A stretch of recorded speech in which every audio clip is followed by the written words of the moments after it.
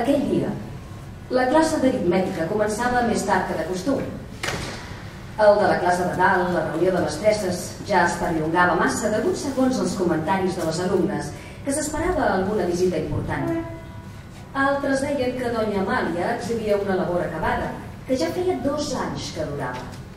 Les més xafarderes opinaven que estaven comentant la pel·lícula del diumenge anterior. Vols deixar-me la solució del problema? Matinalment, Elvira aixecà els ulls vers la Núria. Què dius ara? Era una cosa insòlita que l'Elvira, sempre aplicada i atenta, i la seva primera de la classe, respongués així. Efectivament, la plana de la llibreta, blanca, i la punta del llavi rosegat era indici clar que el pensament de l'Elvira estava lluny d'allí. Perdràs el lloc. La Núria se la mirà altra volta estranyada. Però què et passa, Núria? La Lluïsa de l'altre costat, que també esperava la solució del problema, es girà ràpidament. Què dius que no l'has fet? Així és com ho arreglo jo. Estàs enfadada? T'ha renyat la teva mare? Per al·ludir les respostes, Elvira baixà el cap i ràpidament fa la solució. Magnífic! El que jo pensava, però no em sortia d'aquesta manera. La Lluïsa i la Núria copiaren el problema. Entrà la professora a posar ordre i començar la classe. L'Elvira seguí sense dir res durant tot el matí. Què importava ja la classe d'aritmètica, la gramàtica ni la cal·ligrafia? Ja no tindria necessitat de saber quin era la capital de Tailàndia, ni quin any Magallanes descobrir l'estret, ni les regles d'interès compost a determinat nombre d'anys. El temps ho esboraria tot, com aquell drap que doña Petra, la professora, passava per la pissarra tan bon punt havien copiat el tema del dia. El tema. Precisament avui volia fixar-s'hi perquè li quedés ben imprès en la seva memòria i plasmat en la retina tot allò que la voltava, perquè ja no tornaria més. Començà per el vestit de la professora. Brusa blanca, de batista, amb una agulla de pit formant una aranya que semblava d'or, faldilla blau marí, grisada, i a baix la vora doncs una taqueta de tinta. La seva fesomia també la recordaria encara que passessin anys. El nas gros i ample, els ulls negres i miops, darrere les ulleres de conxa, els cabells tenyits d'un negre intens, les arracades amb una perla al penjoll. I la veu. Valga'm Déu, la veu. No l'oblidaria per anys que visqués. Ruiz, ¿dónde tienes la cabeza? Clase de lectura. I la xerrameca de les condeixebles. El papa ja ha comprat el cotxe i dijous a la tarda sortirem cap a Sant Feliu de Guíxols. Saps en Josep? Ara nit amb la Mercè. Diu que és per culpa de la seva mare. Dimarts tinc d'anar a la modista, no podré venir. Es veu que t'has posat coloret, no ho neguis. Niñas, silencio otra vez. No es despediria de ningú. Ja s'imaginava els comentaris i recordava la festa del compleanys de la Núria, quan feia la llista de les convidades. La Lola no, la seva germana va a la fàbrica. Del grup d'amigues, ella era l'única que iria a la fàbrica.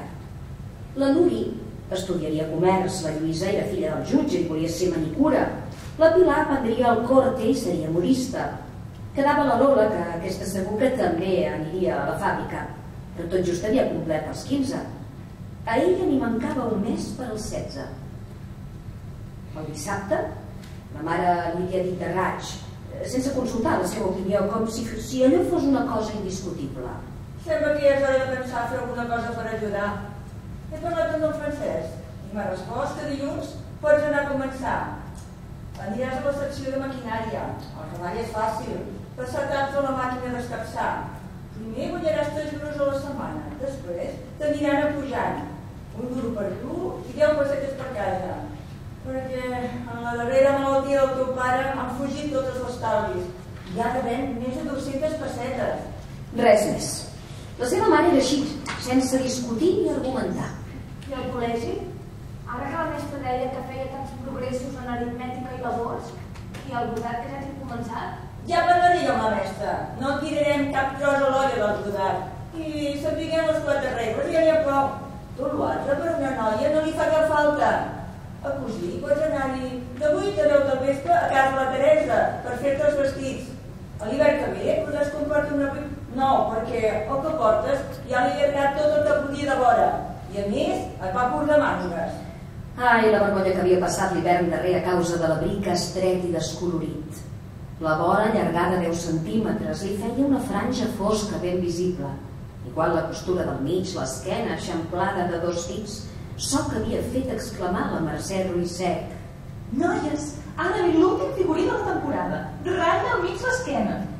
I totes se n'havien rigut, menys la Lola, que no havia estrenat abric i portava un sorgit als colzes. Ara es feia un abric color beix, amb coll i punys de pell marró igual al que portava la Manela Prat, ample, amb 2 butxaques i forma reglant. Señorita Cabestany, a la pizarra.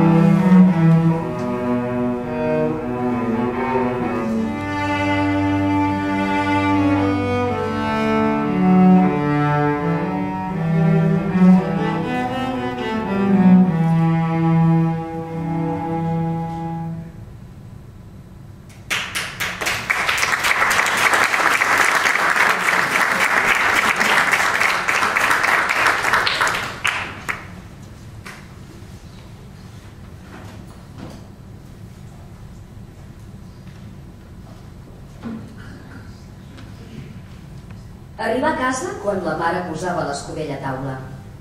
Els 3 plats fumejaven damunt el tapet d'hule de quadres vermells. Al mig la plàtera de la carn d'olla, més patates que carn. Una altra plàtera amb escarola, amb ceba i tomàquet. El porró de vi negre al costat. Ja t'has despedit del col·legi? Preguntà la mare mentre llescava el pa i anava posant les gruixudes llesques damunt la taula. Fins a la tarda. Dilluns vas a començar a la fàbrica. El pare aixecà el cap, plegà el diari, agafà la cullera i feu els primers xarrups a l'escudella. Bé, ja era hora que portés alguna cosa a casa. Ja era una vergonya anar a l'escola tan gran. Doncs la mestra diu al revés, que és una vergonya anar a la fàbrica. A què haig de creure? La mestra sap un conte, jo en sé un altre. Amb el meu jornal i el del teu pare m'hi puc arribar. I encara si no fos el maleït vici de la taverna... Tornem, sempre amb la cançó enfadosa. Que potser voldries que em quedés aquí a fer baixet? Sí, per això parlo. Amb els diners gastats en tants anys, n'hi hauria per comprar una caseta a mort i tot. I no haver de patir per haver de pagar l'arrendament. Mentrestant, i a la vostra salut, en Quim ha aixecat la casa a pisos. I vosaltres, pallussos... Bé, ja n'hi ha prou. Què saps tu de discutir? Precisament els meus companys d'allí són homes ideals avançats, treballant per l'emancipació de la classe obrera. Aquesta Espanya retrògrada hi ha molta feina a fer. A les properes eleccions se'n parlarà d'aquesta propaganda. Sí. Remugà la dona, mentre s'alçava per posar al foc l'aigua per rentar els plats. I els veig sortir fent pintines, tots són de la mateixa pasta. Què saps, ignorant, de tot això? En Bedolet, que estudia a Barcelona i semblava tan aturat, ens ha sortit una llumenera. Que en lloc de donar llum, dona fum. I vindrà al poble, amb 2 líders comunistes, a donar un míting que se'n parlarà. Si és per l'administració, valdria més que se'n cuidés de la de casa seva. Que la seva mare s'ha tingut de vendre una casa per pagar-li els deutes. Però, Bedolet, serà la glòria del comunisme. La glòria de la bogeria. Prou, què en traurem de discutir? Porteu la rutina i el retrocés clavats al cervell. Déu et faci bo. Acabà la Mercè, al punt que en Climent marxava donant un cop de porta. L'Elvira acabava de menjar sense ficar-se en la discussió. Quasi cada dia era el mateix, amb lleugeres variants, però el cop de porta no fallava mai. Anant al seu quarto, una senzilla habitació amb un llit de 5 pams, una tauleta vestida amb unes faldilles de cratona remejada, amb un petit mirall i un gel de flors de paper. A un costat, un quadre amb marc de llautó, d'ella quan va fer la primera comunió, 2 cadires de balca i una tauleta de nit bastant tronada que havia estat de la seva àvia. La sirena de la fàbrica donà el primer toc. La seva mare surt al cap per la porta i li fa les darreres recomanacions. Dóna de menjar les gallines, recull la roba estesa de l'hort, no fos cas que plogués, i quan surtis al col·legi et porto cibes per sopar. I no et descuidis anar a cercar la llet. Marxar ràpidament.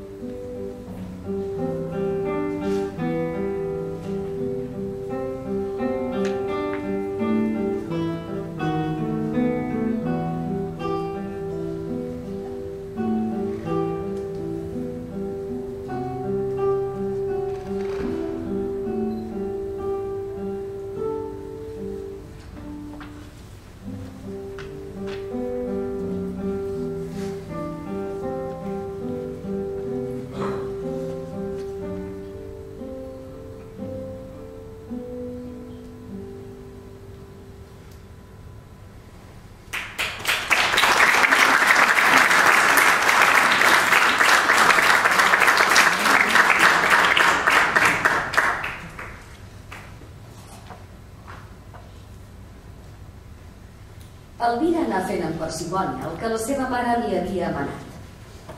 Quan ja havien tocat les 3, sortí de casa sense la bossa dels llibres i es ficà a la darrera casa de la cantonada del carrer. Hola, avi. En Miquel, que tothom li deia avi, estava baldat de les 2 cames feia més de 10 anys. Àgil de mans, s'entretenia enganxant capsetes de suro per injeccions al seu temps. Feia d'encàrrec casetes per al pessebre per no ser una càrrega per la seva família, composta de la seva neboda casada amb 2 criatures que eren el terror del barri. Ell, però, era un estoic que no s'immutava per res i anava treballant en silenci. Sempre que l'Elvira passava per allí, s'hi aturava i conversava amb ell una bona estona. L'avi Miquel li agradava i també ell la rebia amb complaença, fent-la petar una bona estona. Malgrat tingués amb els altres un posat sorrut i indiferent. Cara prim, solcada d'arrugues amb la cigarreta penjant del llavi inferior tot el dia igual. Ell anava enraonant i el cigar no queia mai. Avi, no ho sabeu? El dilluns vaig a començar a treballar a la fàbrica. Ja m'ho pensava. Doncs jo no. Fins ara encara tenia l'esperança que aniria un any més a col·legi. I després, com que la mestra estava tan contenta de mi i sempre havia sigut la primera del grup, qui sap? Potser hauria tret una beca com la Fina Camps, que ara ja és professora, o bé treballant en un despatx. Però ja ho veig, el meu pare tampoc ajuda a la mare. Porta a casa el just per menjar i l'altre a la taverna. Penseu que ni té sabates per mudar. El teu pare és un toca-sardanes de Clotí. Molt garlà, molts cops de puny a la taula de la taverna cridant i l'Espanya està descabellada i a la fi tots acaben cantant l'obra de la Pegua o l'internacional, segons un nivell i el litoral. A voltes s'explica bé. Feu l'Elvira, considerant que potser ho feia un gra massa. Quan el varen elegir president de la cooperativa, feu un discurs que el fou molt felicitat. Prou, prou. Una cosa és fer discursos al poble i l'altra a l'Egor d'Espanya. Les lleis d'una nació no s'han posat mai en cap taverna i maldaurades les que s'arreglen així. Elvira escoltava cap cot sense replicar i acabada la panorata continuà. I entretant, la mare basquejant-se per pagar-ho tot. I ara, des que va tenir la pulmonia, hem quedat molt endarrerits. Però m'ha promès de fer-me un abric per l'hivern que ve, que el que tinc ja no entra. Per això la fàbrica és l'única solució. Estrenar abric, sabates, anar al cinema, els diumenges i fora de la fàbrica. I si no pots estudiar, què faries? Anar a servir? Ei, no! Sempre els peus dels senyors. A la fàbrica, fora de les botores, ets lliure i pots fer el que vols. I anar allà on vulguis. Ser criada no es fa per mi. I si volgués estudiar, també podria anar a les classes de nit. Si vols aprendre, ja aprendràs amb el temps. La fàbrica és universitat dels pobles. Aprendràs a treure les coses de sobre. Obtindràs tants coneixements que podràs triar els que més et convinguin. Treballa, calla i observa. I sobretot, escolta les amigues, que n'hi ha de molts perjudicials, que sempre cerquen companyia per no demostrar massa el que són. Sí, ara sento com surten. Però per què corren tant a l'hora de sortida? Sembla que a la fàbrica es cali foc. Tu també faràs igual. Si les hores que tindràs lliures vols estudiar, fes-ho. Però no t'emplenis el cap de llibres. Et crearies un món que no seria el teu. Ara m'haig d'anar. Voleu que us vagi a cercar alguna cosa? Mira, si passes per l'estany, porta un paquet de picadura. Té, aquí tens 2 graus. L'Elvira va anar a comprar fent una amarrada gran per no trobar-se amb les amigues que sortien del col·legi.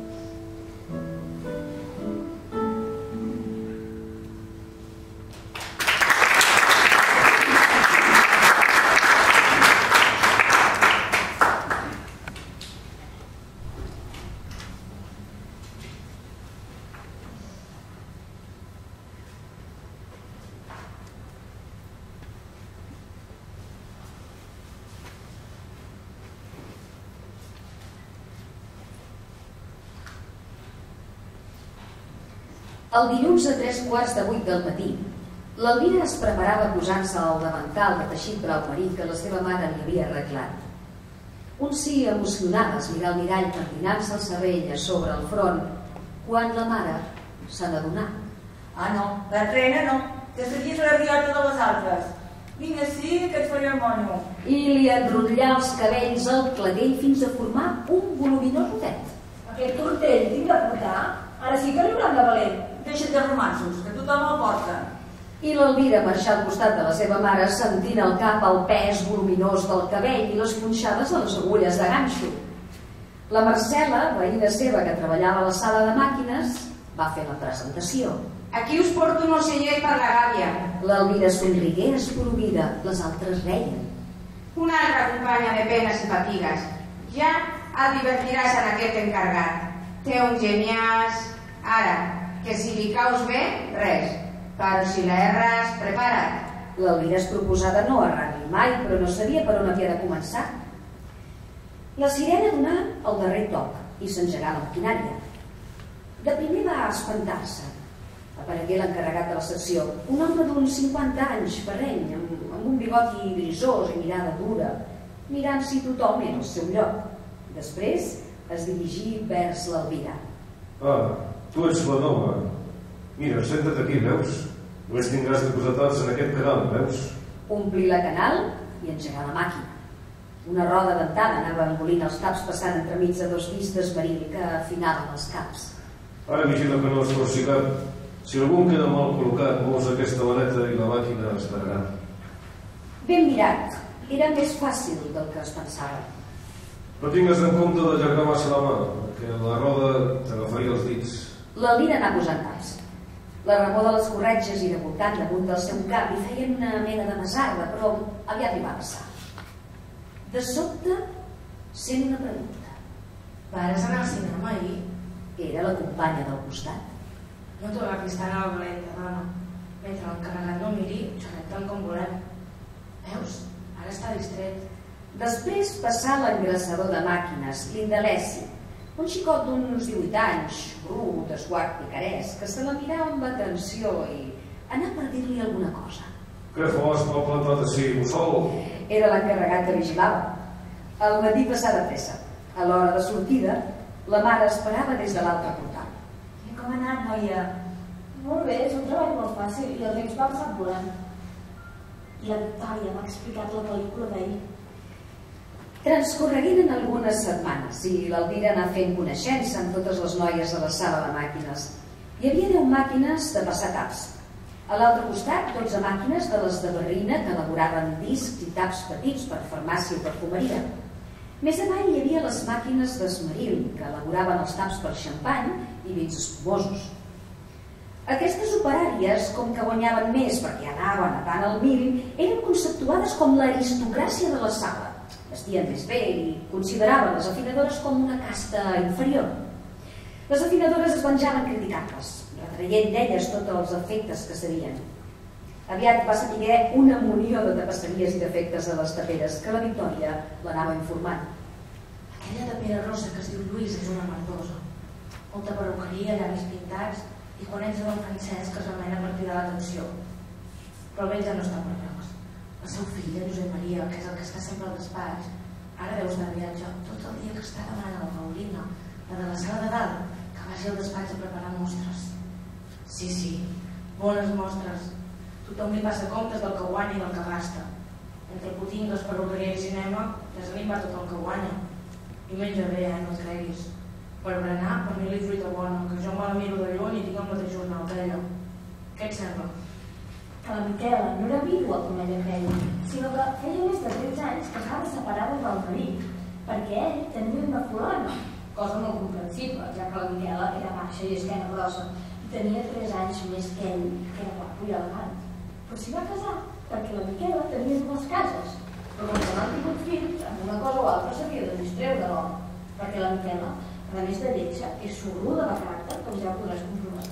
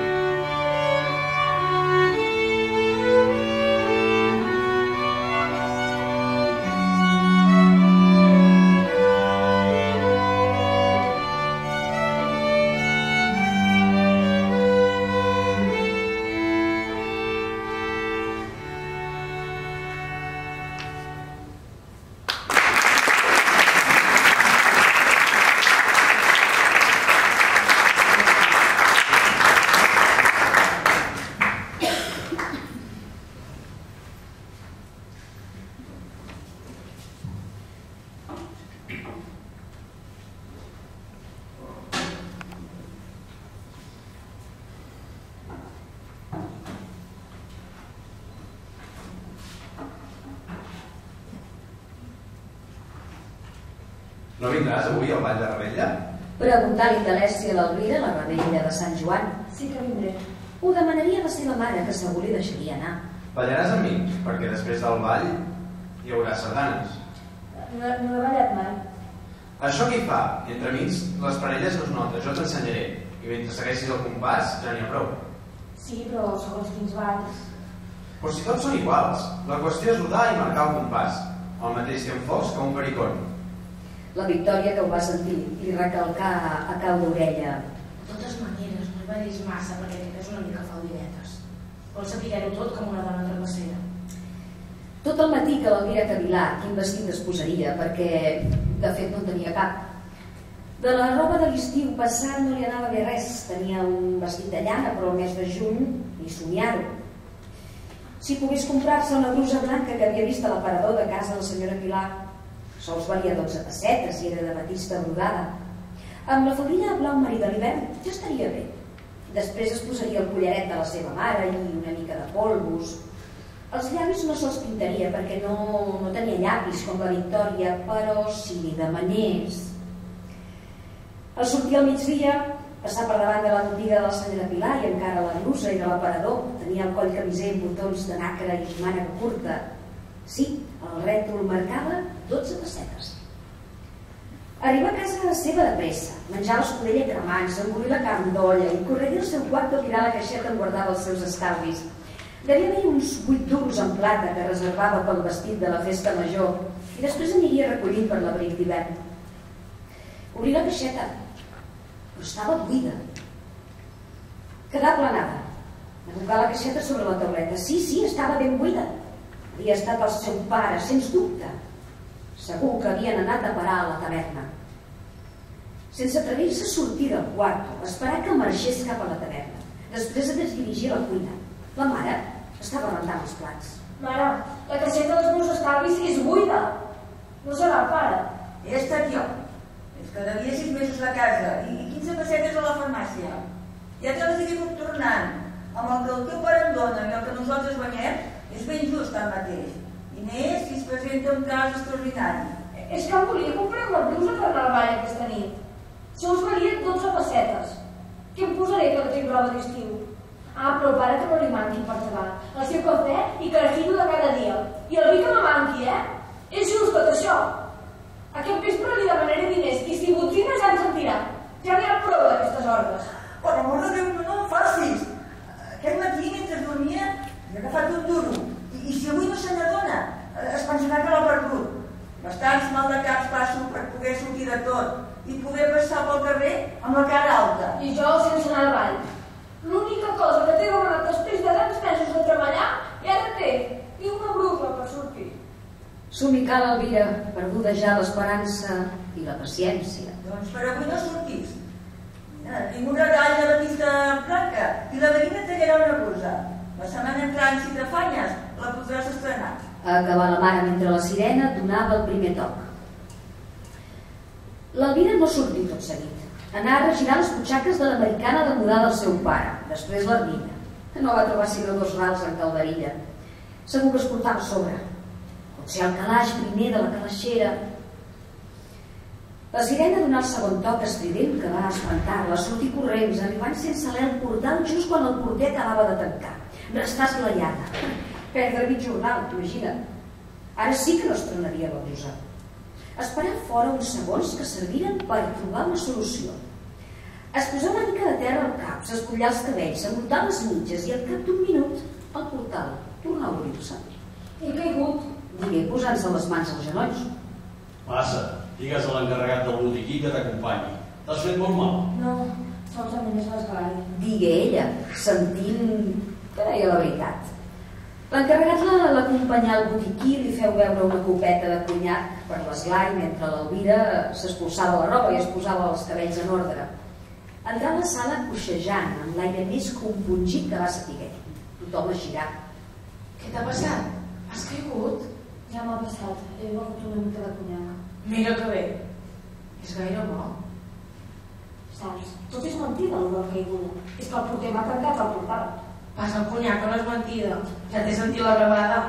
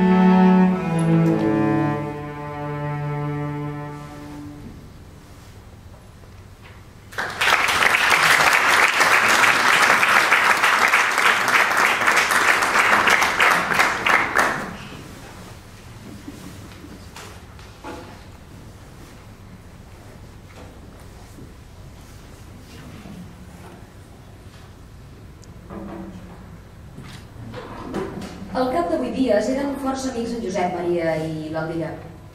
Però aquesta amistat més aviat la molestava. Sabia que les noies de la sala parlaven d'ella i segur que la criticaven. Ella per això es mostrava simpàtica, per si cas volgués col·locar-la allí, encara que només fos per fer encàrrecs i després qui sap.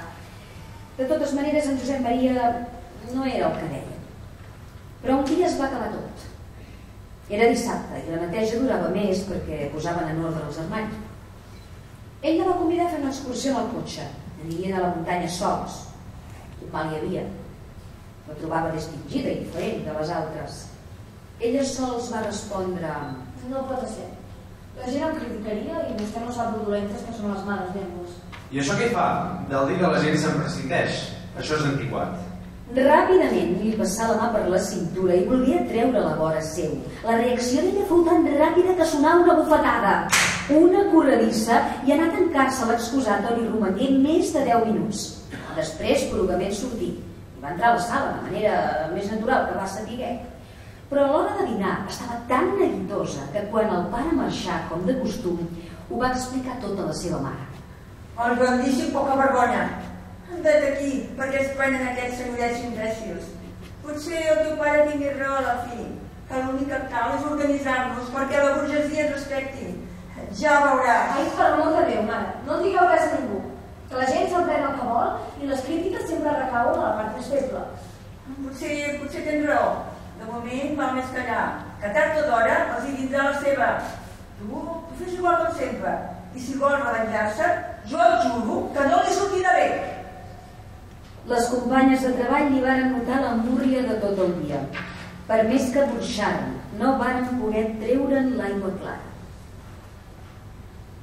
S'anuncien grans millores pels treballadors de tots els gremis. Anuncia el pare, gaire triomfant quan arriba al vespre. Ara ja serà un fet. El millorament dels jornals i de més garanties. Primerament, a la indústria sorotopera. Bé, però que no passi com l'altra vegada. Interrompé la mare, considerant prematur l'entusiasme d'en Climent. Què vols dir?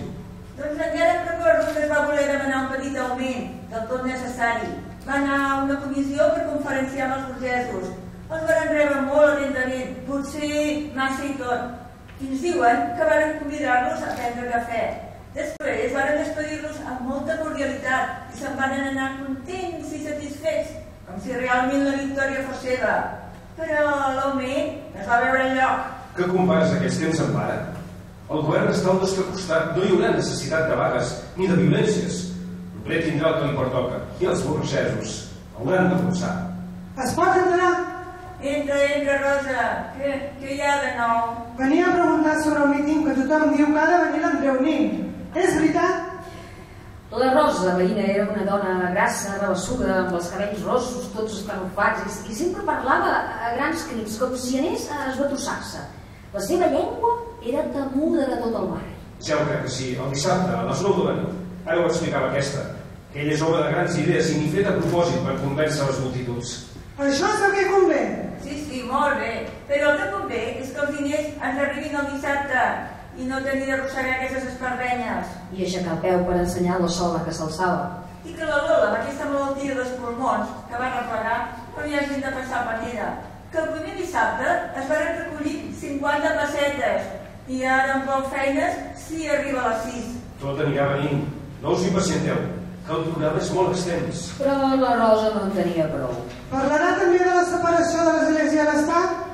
Perquè si no suprimeix el clero, com si no féssim res? Què dius ara? Teniu encara fer la primera comunió als teus fills? Sí, si la senyora Tula no els hagués pagat el vestit, veuràs. Aquell any jo no podia fer-los cap. I una cosa o altra s'havia de fer. Va ser per cada dia, però ara ja és una altra cosa. De totes maneres, no et creguis que el Partit Comunista et compri cap trajo. Per altra cosa necessiten els diners. Crec que fan acordi d'armaments. I que comencin per tallar caps. Carai, d'on ve tanta fúria? Aquesta només és comunista quan està enfadada. Bé, bona nit. Vaig a dir al meu home que no hi mancarà. Ell també és home d'idees. Ai, aquesta és tan comunista com les soles de les meves espardenyes. L'Elvira se n'anà al llit que encara li durava el trasbals del matí. Vet aquí com eren considerades per als burgesos les noies de la seva classe, com un objecte de diversió. Si ella hagués començat per agafar la ploma en lloc de l'escombra, fora tot una altra cosa. Ara mai ningú li tindria respecte, però ell es faria respectar, malgrat tot. El socialisme, el comunisme, ara sols eren paraules i projectes. Cadascú, però, romandria en el seu lloc.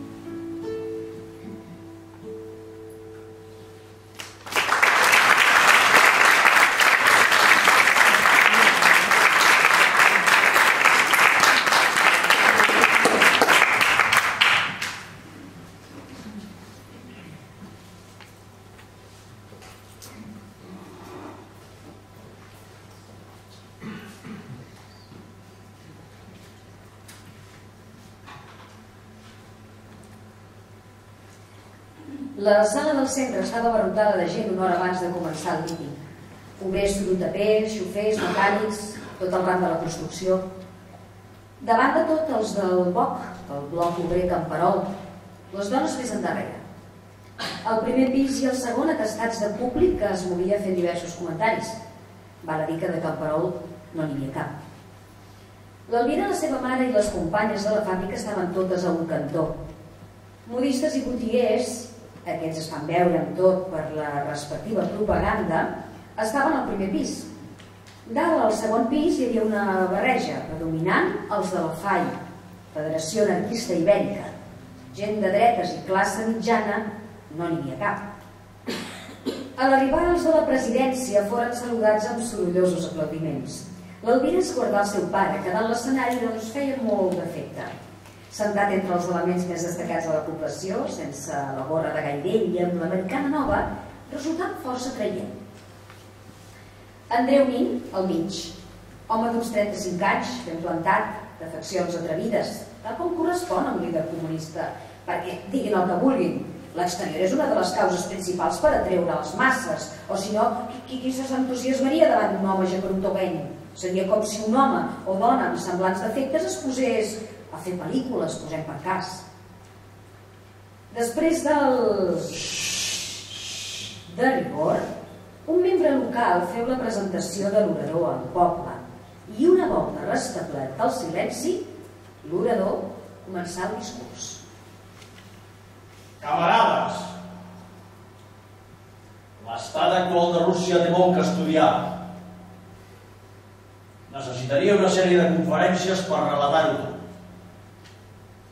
Em limitaré, doncs, a parlar-vos del més essencial. En les masses obreres pundia el descontent, principalment en els pagesos, perquè Rússia és un país bàsicament agrícola. Això va fer que la massa dels pagesos s'alcessin primerament contra els grans terratinents.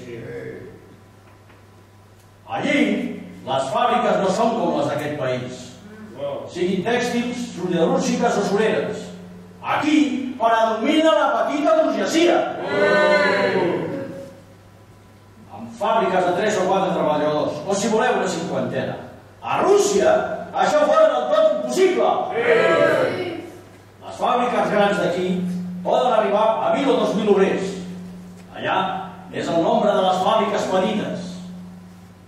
Les més importants costen de 20.000 fins a 30.000 treballadors. Això elimina per complet la petita burgesia. Els obrers de l'estat actual són els antics camperols que sota el jou dels grans terratinents portaven geló dient. A punt de tocar la 1 de la matinada, el públic cansat abandonà la sala amb un garbuix de crits i veus. El públic, mateix que una aixeta, com es destapa, s'anà esbravant. Ja no hauríem de ser els de la FAI. Sempre són els mateixos pertorbadors.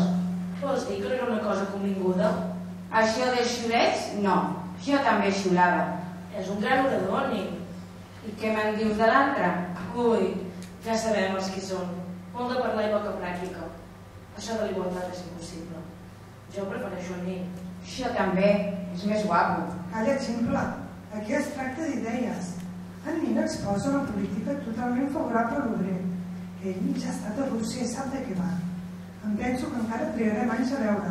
Els prejudicis i el caciquisme estan tan arrelats que no se n'aniran endavant mentre es mantingui el temor i el respecte a les altres classes socials. I tu, Mercè, què n'opines? Mira, arribem-hi primer, perquè això necessita una preparació i tot té d'anar evolucionant. Ve d'aquí el que són les dones. Comentà un entusiasta de la FAI. Aquestes coses es resolen en 24 hores. Res de preparació. Les coses per arreglar-se han de venir-se totes a baix i fer els fonaments nous.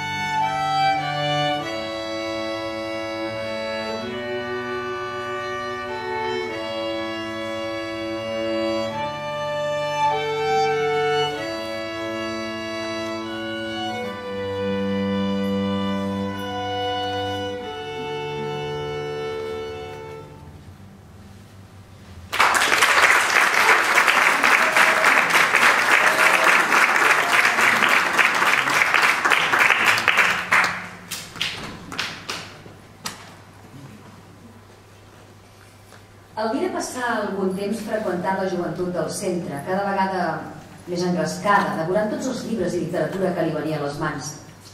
Naturalment que quan en hivern no hi era, se n'anava més aviat.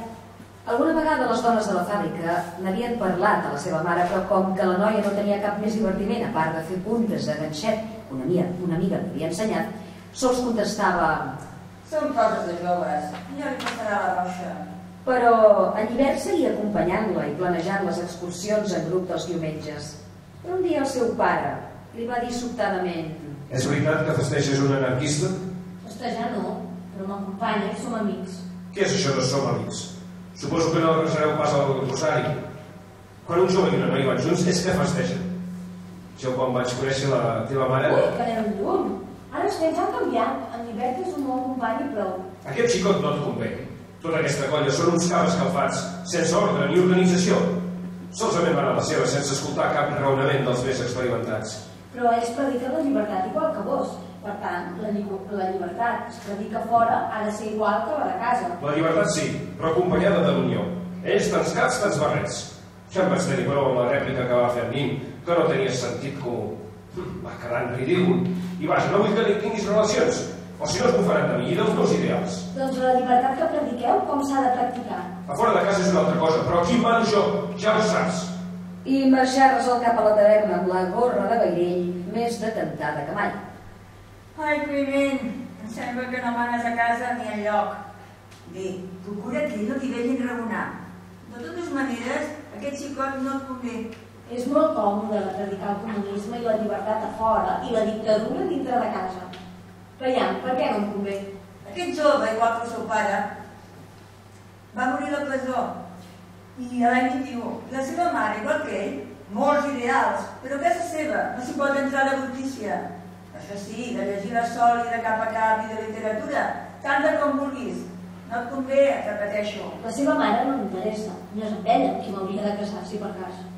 Però sobtadament va callar, recordant les paraules d'ell referent al matrimoni. Sàpigues que una noia quan es casa, o menys en aquest país, es casa amb tota la família. L'home no, continua independent. I si vol prescindir de la família, en prescindeix. La dona no pot prescindir-ne.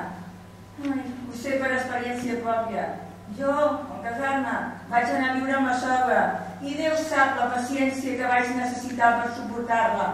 Era xafardera al màxim. Escampava tots els nostres assumptes pel veïnat i quan vaig voler avisar-la ja li vaig haver trencat el cor bonic. Mai més em va poder veure. Em reteia si menjava massa. Ella, que es comprava llaminadures que després jo els hi trobava amagades. Em feu avorrir de les cunyades.